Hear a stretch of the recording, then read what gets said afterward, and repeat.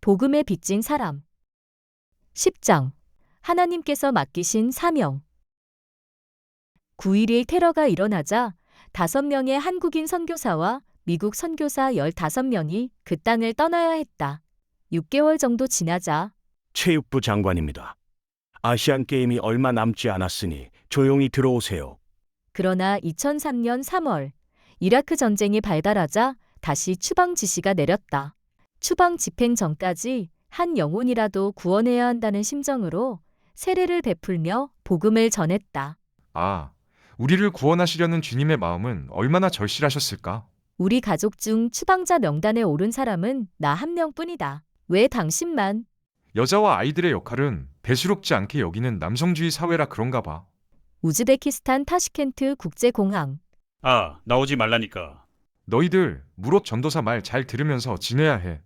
그렇게 우즈벡에서 2번째 추방을 당하게 된다. 당시 농아교회 식구들, 아내와 아이들을 두고 한국으로 향하는 내 기분은 말이 아니었다. 모든 것을 다 바쳐 선교했는데 가족들은 병을 얻었고 나는 이렇게 추방당하다니. 대체 이게 뭔 꼴이지? 마치 하나님께 이용만 당하고 내쫓긴 꼴 아냐? 이제 선교고 뭐고 다 그만두고 싶다. 한국에 도착해서도 하나님을 향한 불평, 불만이 그치지 않았다. 그러던 어느 날 허!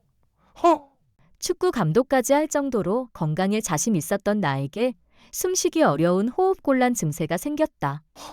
몸이 이상하다. 왜 이렇게 숨이 가빠지지? 새벽 2, 3시만 되면 더 심해졌다. 이 증상이 한두 달 계속되었다. 아무리 생각해도 이건 하나님이 하시는 일이었다. 결국 나는 하나님, 제발 살려주세요. 이 일은 다시 선교로 부르시는 하나님의 사인이었다. 다시 선교하겠습니다. 사람 바라보지 않고 하나님만 바라보겠습니다. 가라 하면 가고 멈추라 하면 멈추겠습니다. 제발 살려주세요. 며칠 동안 울며 불며 회개하는 시간을 가졌다. 그리고 증세는 놀랍게 회복되었다. 그렇게 하나님께 백기를 든 나는 우즈벡 옆 카자흐스탄으로 갔다. 이제 와서 돌이켜보니 하나님께서 내게 중앙아시아 전역을 품을 수 있는 꿈을 주신 것이다. 지경을 넓히신 것이다. 나는 우즈벡 국경과 인접한 사라가치라는 곳에서 홀로 지냈는데 8개월이 지나서야 아내와 아이들을 만날 수 있었다. 우즈벡 농아교회는 무로존 전도사가 열심히 농아들을 섬겨주고 있어요. 감사하네. 당신 그동안 고생 많았어. 그러던 어느 날, 여보, 꼭 농아 사역을 해야 해요? 일반인 사역하면 안 돼요? 그게 안 되면 다른 장애인 사역은요? 랭인 사역은요? 그게 무슨 말이야? 농아 사역은 하나님께서 내게 맡기신 일이야. 그건 나도 알지만 아내가 농아 사역에 지쳤나 보다. 사실 표현이 제한적인 수화로 농아들에게 의사 전달을 하는 일은 쉽지 않은 일이다. 아내는 또다시 기도를 시작했다.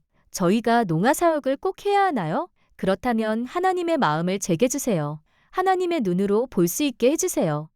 그러던 어느 날 아내가 농아인 축구선수 마나스 부부의 2 아들을 잠시 돌봐줄 때였다. 마나스는 비록 농아였지만 아내는 장애가 없었기에 2 아이는 말을 할 수 있었다. 아유, 저 장난꾸러기들. 아직 어려서 말을 잘 못하는 다윗이 숨이 막혀 발버둥 치고 있었다. 요하나, 동생을 괴롭히면 어떻게 해? 괜찮아? 그런데 그 순간 이것이 나의 마음이다. 말 못하고 힘들어하는 작은 자 하나에게 눈을 떼지 못하고 옆에서 도와주고 싶어하는 것이 바로 하나님의 마음이구나. 그 후로 아내는 더 이상 농아 사역에 대한 의문을 제기하지 않았다. 농아인들은 대화를 해보지 않는 이상 농아라는 사실을 알아차리기 어렵다. 그래서 그런지 농아 스스로도 본인이 장애인이란 사실을 인정하지 않으려는 경향이 있다. 스스로 정상인이 아니지만 장애인도 아니라고 생각하기에 현실과 인식의 차이가 커서 현실 참여가 어렵다. 이런 이유로 이들을 이중장애를 가졌다고 한다. 나의 꿈은 이런 이중장애를 지닌 중앙아시아 농아들의 삶을 회복시키는 것이다. 그들이 예수님을 만나 자기 자신을 있는 그대로 받아들이고 은혜 안에서 자유함을 누리며 또 다른 농아들을 회복시키는 그런 날이 오기를 꿈꾼다. 우리 가족은 잠시 머물던 사라가치를 떠났지만 2달에 한 번씩 우즈벡 농아들과 성경 공부를 위해 사라같이 장로교회로 향했다. 우즈벡 농아교회 리더들은 기꺼이 국경을 넘었고 때로는 국경 사이로 흐르는 강물을 거슬러 올라왔다. 한 번은 세례를 받기 위해 부모님의 감금과 반대를 뒤로하고 여권을 훔쳐서 온 농아들도 있었다. 서로를 향한 사랑의 안부를 나누며 오후 4시부터 시작된 성경 공부는 새벽 2시가 넘어서야 마무리되었다. 졸려? 졸리면 내 수화를 못 보잖아. 사고도 있었다. 사라같이 성경 공부를 가는 도중 우리 부부가 탄 승합차가 빙판길에 뒤집어졌던 일이었다. 이렇듯 카자흐스탄에서도 여전히 농아들과의 만남은 내겐 첫사랑인 우즈벡을 잊지 못해서였다.